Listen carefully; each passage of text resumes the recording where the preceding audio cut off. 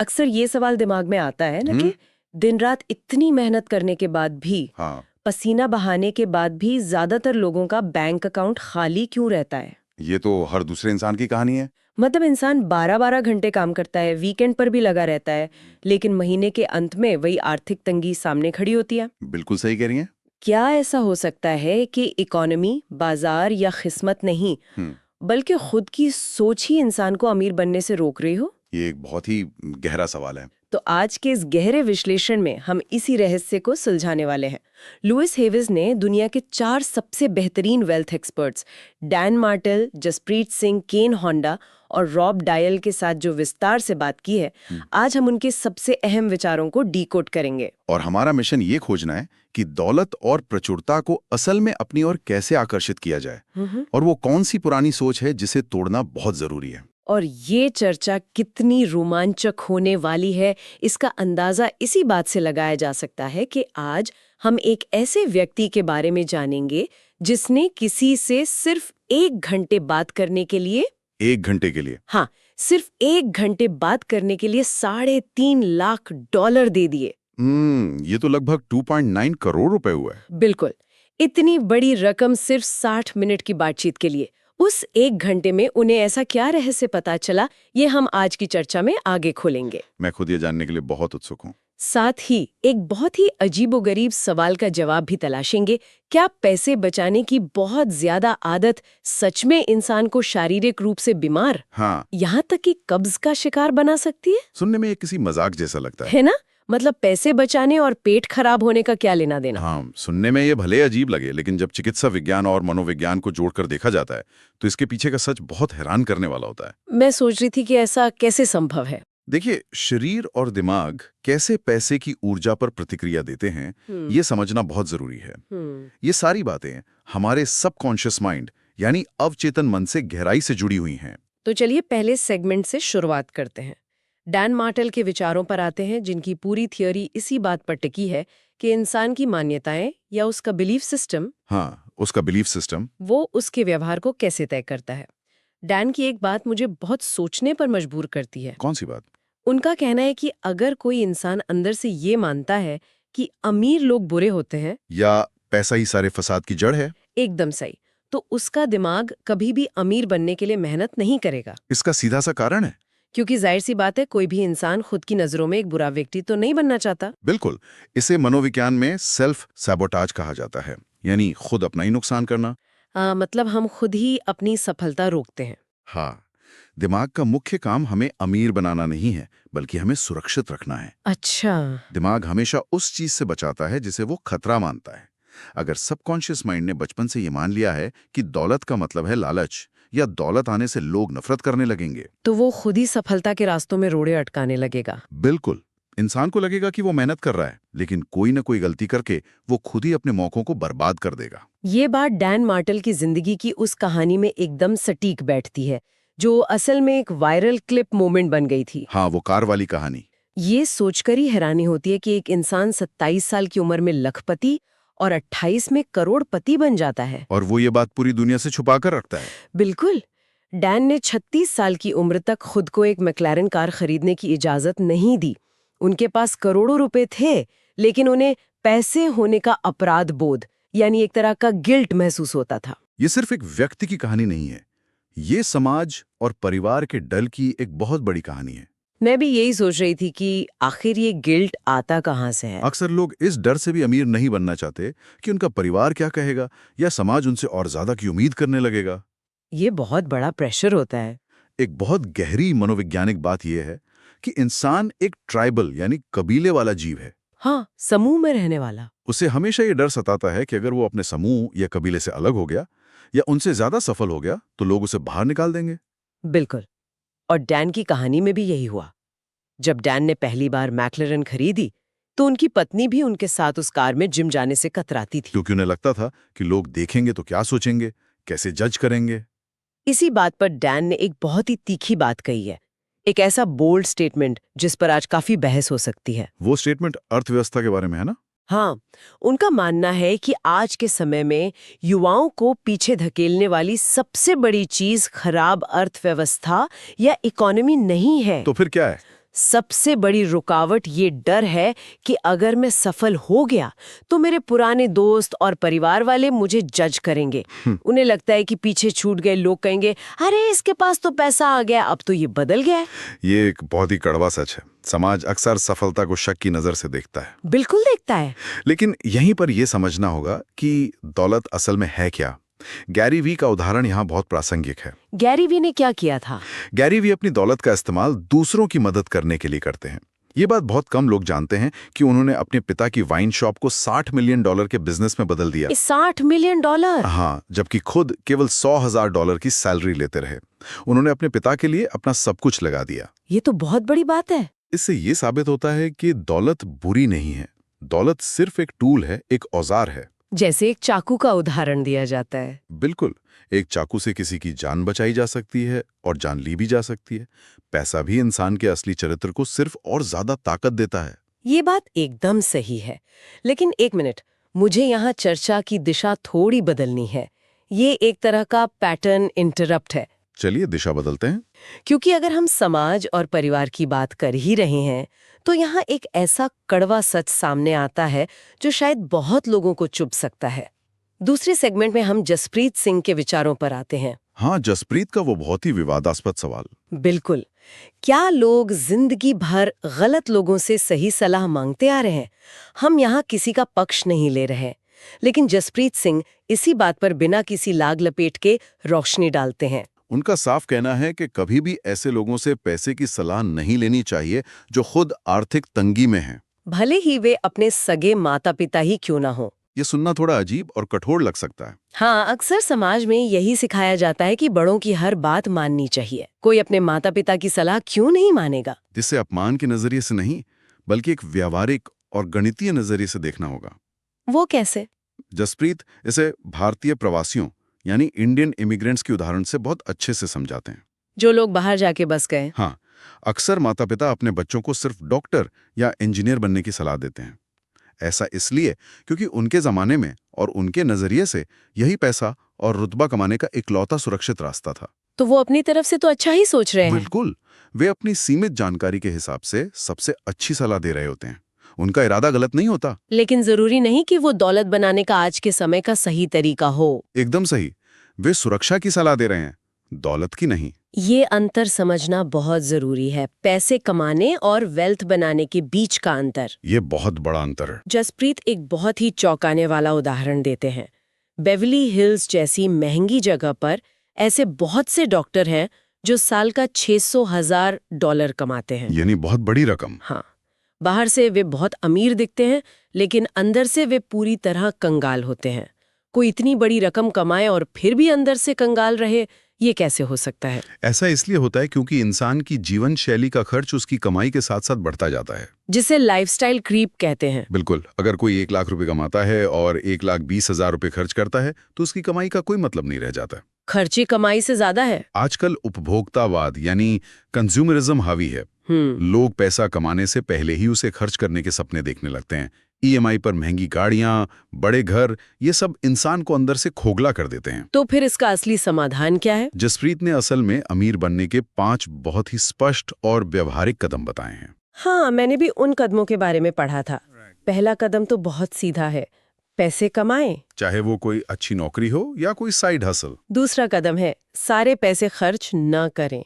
मतलब अगर कोई 1,000 रुपए कमा रहा है तो 1,500 खर्च करने की आदत तुरंत छोड़नी होगी। ये सबसे बड़ी गलती है जो लोग करते हैं। लेकिन असली खेल तो तीसरे कदम से शुरू होता है, बचे हुए पैसों से निवेश यानी इन्वेस्टमेंट खरीदना। और इसी निवेश को जसप्रीत ने बिचौलिया या मिडलमैन कहा है। ये मिडलमैन वाला कॉन्सेप्ट थोड़ा उलझा हुआ लगता है। क्या इसका मतलब यह है कि जब कोई बाहर किसी महंगे रेस्टोरेंट में जाकर एक्स्ट्रा गुआकामोल मांगता है, हाँ, या फोन पर बेवजह की ऑनलाइन शॉपिंग करता है, तो वो असल में क्या कर रहा होता है? वो असल में दूसरी कंपनियों के निवेशकों को अमीर बना रहा होता है। मतलब अपना नुकसान और दूसरों का फायदा। बिल्कुल। जब पैसा बिना सोचे समझे खर्च किया जाता है तो वो सीधा उन कंपनियों के मालिकों की जेब में जाता है। तो खुद को अमीर बनाने के लिए क्या करना होगा? उस पैसे को ऐसी जगह लगाना होगा जहां से वो और पैसा बना सके। इसे ही बिचौलिए कहते हैं, यानी ऐसा सिस्टम जो आपके लिए काम करे, जैसे कि स्टॉक्स, रियल एस्टेट या कोई अपना बिजनेस। मैं समझ गई। और फिर आता है चौथा कदम, जब वो निवेश मुनाफा दे तो उस मुनाफे को वापस उसी निवेश में डाल दें। ताकि वो कंपाउंडिंग के जरिए तेजी से बढ़े। और 5वां कदम है इस पूरे निवेश को लगातार बढ़ाने के लिए अपनी कमाई के और भी नए साधन बनाएं। इन 5 कदमों में एक बहुत ही गहरी बात छुपी है, जिस पर जसप्रीत जोर देते हैं। क्या बात है वो? सोशल मीडिया पर $10,000 की घड़ी पहनकर दिखाना बहुत आसान है और उस पर हजारों लाइक्स भी मिल जाते हैं। हाँ, दिखावा करना तो आजकल ट्रेंड बन गया है। इससे दिमाग को एक झूठी खुशी मिलती है। लेकिन $10,000 का स्टॉक पोर्टफोलियो कोई नहीं देख सकता। ये बात तो है, उसे कोई लाइक नहीं करेगा। लोग तुरंत मिलने वाली तारीफ और दिखावे के चक्कर में चुपचाप और धैर्य के साथ असल दौलत बनाने का रास्ता छोड़ देते हैं। ये गणित और निवेश की बातें बहुत तार्किक हैं, लेकिन अब इस तीसरे सेगमेंट में चर्चा को एक पूरी तरह से अलग दिशा में ले चलते हैं। एक और पैटर्न इंटरप्ट। चलिए गणित से बाहर निकलते हैं। स्टॉक मार्केट और ब्याज दरों से एकदम हटकर अब पैसे को एक अलग चश्मे से देखने का समय है।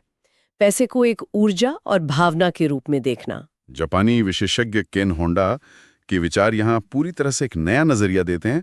उनका नजरिया पश्चिमी दुनिया के गणितीय नजरिए से एकदम अलग है। वो पैसे को कैसे देखते हैं? वो पैसे को एक बहती हुई नदी की तरह देखते हैं। और यहीं पर वो अजीबोगरीब बात आती है जिसका जिक्र हमने शुरुआत में किया था। ये वो दूसरा वायरल क्लिप मोमेंट है जिसने सबको हैरान कर दिया था। वो कब्ज वाली बात? बिल्कुल। केन होंडा उस घटना पर रोशनी डालते हैं कि कैसे बहुत ज्यादा पैसे जमा करने की आदत, जिसे होर्डिंग कहते हैं, इंसान को शारीरिक रूप से बीमार कर देती है। ये बहुत दिलचस्प है। जो लोग पैसे खर्च करने से बहुत ज्यादा डरते हैं, एक एक पाई को मुट्ठी में भींच कर रखते हैं, उन्हें अक्सर कब्ज यानी कॉन्स्टिपेशन की समस्या हो जाती है। हाँ, मैं ये जानना चाहती हूँ कि ये कनेक्शन आखिर कैसे बनता है। ये चिकित्सा विज्ञान और मनोविज्ञान का एक बहुत ही शानदार उदाहरण है। हमारा शरीर और दिमाग आपस में गहराई से जुड़े हुए हैं। दोनों एक दूसरे पर असर डालते हैं। बिल्कुल। जब दिमाग किसी चीज को कसकर पकड़ लेता है, जब इंसान के अंदर हर वक्त ये डर रहता है कि अगर मैंने ये छोड़ दिया तो मैं बर्बाद हो जाऊंगा, तो शरीर भी वैसा ही बर्ताव करने लगता है। एकदम सही। शरीर भी ठीक वैसी ही प्रतिक्रिया देता है। शरीर भी किसी चीज को लेट गो करने से डरने लगता है। बाप रे, ये तो सच में डराने वाला है। पैसा एक ऊर्जा है और ऊर्जा का काम है बहना। अगर पानी को एक जगह रोक दिया जाए तो क्या होगा? वो सड़ने लगता है। पैसे के साथ भी ऐसे ही है। उसे रोक कर रखने से इंसान मानसिक और शारीरिक दोनों तरह से सड़ने लगता है। और इसका असर सिर्फ सेहत तक सीमित नहीं रहता, ये रिश्तों में भी भारी तनाव पैदा करता है। रिश्तों पर तो इसका सीधा असर पड़ता है। केन बताते हैं कि कैसे अक्सर एक बहुत ज्यादा पैसे बचाने वाले इंसान की शादी एक बहुत ज्यादा पैसे उड़ाने वाले इंसान से हो जाती है। ये बहुत ही आम बात है। क्या ये कोई संयोग है? मेरा मानना है कि ये कोई संयोग नहीं है। ये प्रकृति का अपना तरीका है संतुलन बनाने का, जिसे एक तरह का ज़ेन संतुलन कहा जा सकता है। ज़ेन संतुलन? प्रकृति हमेशा अति को खत्म करना चाहती है। केन होंडा अपनी काउंसलिंग में ऐसे जोड़ों को एक बहुत ही मजेदार टास्क देते हैं। वो कौन सा टास्क है? वो बहुत ज्यादा पैसे बचाने वाले व्यक्ति को 24 घंटे के अंदर $1,000 किसी भी फालतू या शौक की चीज पर खर्च करने का काम देते हैं। और मुझे पूरा यकीन है कि ज्यादातर लोग ये काम कर ही नहीं पाते होंगे। बिल्कुल सही। लोग इस टास्क में बुरी तरह फेल हो जाते हैं। वो $1,000 खर्च नहीं कर पाते। वे मुश्किल से $20 का कोई सस्ता सा खाना खाकर वापस आ जाते हैं, क्योंकि उन्हें अपने पैसे से एक अस्वस्थ मोह, एक अनहेल्दी अटैचमेंट हो चुका होता है। $1,000 खर्च करने के ख्याल से ही उन्हें पसीना आने लगता होगा। हाँ, वो घबरा जाते हैं। सच कहा जाए तो इस बात में एक बहुत गहरी सच्चाई छुपी है, और मैं यहाँ एक इमोशनल कन्फेशन करना चाहूंगी। बताइए। जब कोई इंसान अपने बैंक बैलेंस को लेकर एक अजीब से डर में जीता है, तो वो सुरक्षित महसूस करने के बजाय घुटन महसूस करता है। मैंने भी अतीत में ये गलती की है। ये बहुत लोगों के साथ होता है। एक एक पैसा बचाने के चक्कर में लोग दोस्तों के साथ ट्रिप्स पर जाना छोड़ देते हैं, अपनी पसंद का खाना नहीं खाते और कई बेहतरीन अनुभवों को गवा देते हैं। बिल्कुल। बाद में पीछे मुड़कर देखने पर एहसास होता है कि पैसे तो बच गए, लेकिन जिंदगी जीने के सारे मौके हाथ से निकल गए। ये एक बहुत ही आम भावना है और इसे स्वीकार करना ही बदलाव की पहली सीढ़ी है। केन होंडा इसे मनी क्यू का नाम देते हैं। IQ तो सब जानते हैं, लेकिन ये मनी EQ क्या है? मनी EQ का मतलब है पैसे के साथ हमारी भावनात्मक बुद्धिमत्ता कैसी है। उनका कहना है कि पैसे को एक अजनबी या दुश्मन नहीं, बल्कि एक दोस्त की तरह मानना चाहिए। हाँ, केन होंडा की एक बहुत ही खूबसूरत सलाह है। जब भी पैसे खर्च करें तो दुखी होने के बजाय मन में सोचें, क्या सोचना चाहिए? मेरे साथ रहने के लिए धन्यवाद, जाओ दुनिया में किसी का भला करो और अपने साथ और दोस्तों को लेकर जल्दी वापस आओ। वाह, ये तो बहुत ही पॉजिटिव सोच है ना? ये यादों की खरीदारी यानी शॉपिंग फॉर मेमोरीज वाला कॉन्सेप्ट बहुत ही प्यारा है। जब हम किसी अनुभव पर, किसी यात्रा पर पैसा खर्च करते हैं तो असल में हम बुढ़ापे में मुस्कुराने के लिए यादें जमा कर रहे होते हैं। ये पैसे का सबसे सही उपयोग है। बिल्कुल। लेकिन ऊर्जा और भावनाओं की इस दुनिया से आगे बढ़कर अब एक ठोस और जमीनी कदम उठाने की बात करनी होगी। क्योंकि केवल सकारात्मक सोचने से बैंक अकाउंट में पैसे नहीं आते। सही कहा। और इसके लिए हमें चौथे सेगमेंट में रॉब डायल के उस हिस्से पर आना होगा जो सच में नींद उड़ा देने वाला है। ऊर्जा और भावनाएं अपनी जगह हैं, लेकिन जब तक कर्म यानी एक्शन और उद्देश्य नहीं जुड़ते तब तक कुछ नहीं बदलता। रॉब डायल मानव व्यवहार और टालम टोल की आदत पर बहुत गहरा प्रहार करते हैं। और यहीं पर आता है हमारा तीसरा वायरल क्लिप मोमेंट। रॉब ने $1 मिलियन डेप्थ थ्रेट की जो कहानी बताई है, वो सच में रोंगटे खड़े कर देती है। ये एक दिमागी कसरत है। अगर किसी आम इंसान से पूछा जाए कि क्या वो अगले 12 महीनों में कानूनी रूप से $1 मिलियन कमा सकता है, तो लगभग 99% लोग तुरंत कहेंगे 0% चांस है, ये असंभव है। लेकिन अगर ये शर्त रख दी जाए कि ऐसा न करने पर उनके पूरे परिवार की जान चली जाएगी, तो क्या होगा? अचानक वही लोग कहेंगे कि 100% हम कोई ना कोई रास्ता खोज लेंगे। ये कैसा चमत्कार है कि जो काम 1 मिनट पहले असंभव था, वो अचानक संभव हो गया। ये कोई चमत्कार नहीं है, बल्कि मानव मनोविज्ञान का एक बहुत ही गहरा सच है। इससे ये साबित होता है कि टालमटोल, जिसे हम प्रोक्रेस्टिनेशन कहते हैं, हाँ, वो कोई असली बीमारी या समस्या नहीं है। तो फिर क्या है? वो सिर्फ एक लक्षण है। असली बीमारी है एक मजबूत उद्देश्य या स्ट्रॉन्ग वाई की कमी का होना। मतलब कोई बड़ी वजह का ना होना। बिल्कुल। जब इंसान के पास कोई बड़ी वजह नहीं होती तो वो सोफे पर लेटकर टीवी देखता रहता है।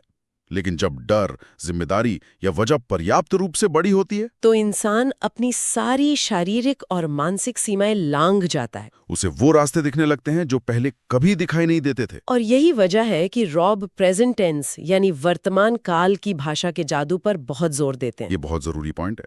अक्सर लोग कहते हैं ना कि मैं भविष्य में पैसे कमाऊंगा या एक दिन मैं अपना बिजनेस शुरू करूंगा। रॉब कहते हैं कि इस भाषा में कोई ताकत नहीं है। ये सिर्फ एक ख्याली पुलाव है। इसके बजाय भाषा ऐसी होनी चाहिए कि आज इसी पल मैं वो कदम उठाने के लिए प्रतिबद्ध हूं जिससे मेरा भविष्य बेहतर होगा। क्योंकि भाषा ही हमारी पहचान बनाती है। बिल्कुल। जो हम खुद से बोलते हैं, हमारा दिमाग उसी को सच मान लेता है। इसके साथ ही रॉब ने पैसे और दौलत को लेकर यूनिवर्स के काम करने के तरीके पर एक बहुत ही बेहतरीन एनालॉजी दी है। वो खिलौने वाला उदाहरण? हाँ, खिलौने का उदाहरण। इसे ऐसे समझा जा सकता है, मान लीजिए घर में 2 बच्चे हैं। बच्चा ए को एक नया खिलौना दिया जाता है। तो वो क्या करता है? वो उसे देखकर खुश होने के बजाय रोता है, शिकायत करता है कि उसे दूसरा रंग चाहिए था, और थोड़ी देर में उस खिलौने को पटक कर तोड़ देता है। और दूसरा बच्चा? वहीं बच्चा बी को वही खिलौना दिया जाता है। वो बहुत खुश होता है, उस खिलौने को दूसरों के साथ बांटकर खेलता है, और खेल खत्म होने पर उसे सहेजकर सुरक्षित जगह पर रख देता है। बिल्कुल। अब सोचने वाली बात यह है कि अगली बार जब नया खिलौना आएगा तो वो किसे मिलेगा? इसने तो कोई शक ही नहीं है, नया खिलौना बच्चा बी को ही मिलेगा। जो कद्र नहीं करता उसे दोबारा कुछ नहीं दिया जाता। ठीक इसी तरह यूनिवर्स, भगवान या ये दुनिया उस इंसान को और दौलत नहीं देती जो हमेशा रोता रहता है, जो अपनी मौजूदा स्थिति की कद्र नहीं करता। हाँ, जो हर चीज में कमी निकालता है और स्वार्थी है। यूनिवर्स उसी पर मेहरबान होता है जो आभारी है, जो अपने पास मौजूद संसाधनों की देखभाल करता है, और जो दौलत आने पर उसे दूसरों के साथ बांटने या मदद करने के लिए तैयार रहता है। ये उदाहरण वाकई में आंखें खोलने वाला है। और इसी के साथ अब वक्त आ गया है उस सबसे बड़े रहस्य से पर्दा उठाने का, जिसका जिक्र हमने एपिसोड की शुरुआत में किया था। मेरा मतलब है इस चर्चा की शुरुआत में किया था। वो व्यक्ति जिसने अरबपति के साथ 1 घंटा बिताया था। हाँ, वो व्यक्ति जिसने $7 बिलियन के मालिक यानी एक अरबपति के साथ केवल 1 घंटे का समय बिताने के लिए $3,50,000 खर्च कर दिए। हर कोई ये जानना चाहेगा कि उस $3.5 लाख के 1 घंटे में उस अरबपति ने ऐसा क्या जादुई रहस्य बताया। तो उस अरबपति की सबसे बड़ी और इकलौती सीख ये थी, अपनी जान देकर भी अपनी साख, अपनी रेपुटेशन की रक्षा करो। ये सुनने में बहुत साधारण लग सकता है। हाँ, लोगों को लगेगा कि कोई बहुत बड़ा बिजनेस सीक्रेट मिलेगा। लेकिन ये व्यापार और दौलत की दुनिया का सबसे गहरा सच है। पैसा तो आता जाता रहता है। आज कोई करोड़पति है, कल बाजार गिरने पर कंगाल हो सकता है। लेकिन अगर साख या रेपुटेशन बनी हुई है, अगर लोगों को उस इंसान की जुबान पर भरोसा है, तो वो दोबारा करोड़ों खड़े कर सकता है। बिल्कुल। लेकिन अगर पैसा बचाने के चक्कर में साख चली गई तो सब कुछ हमेशा के लिए खत्म हो जाता है। ये बहुत ही पावरफुल बात है।